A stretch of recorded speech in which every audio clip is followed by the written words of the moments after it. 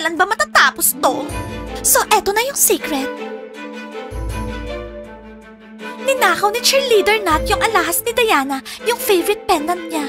Diana, nasan yung bear pendant? Nat, ikaw yung nagnakaw ng pendant ko? Diana, hindi mo naiintindihan.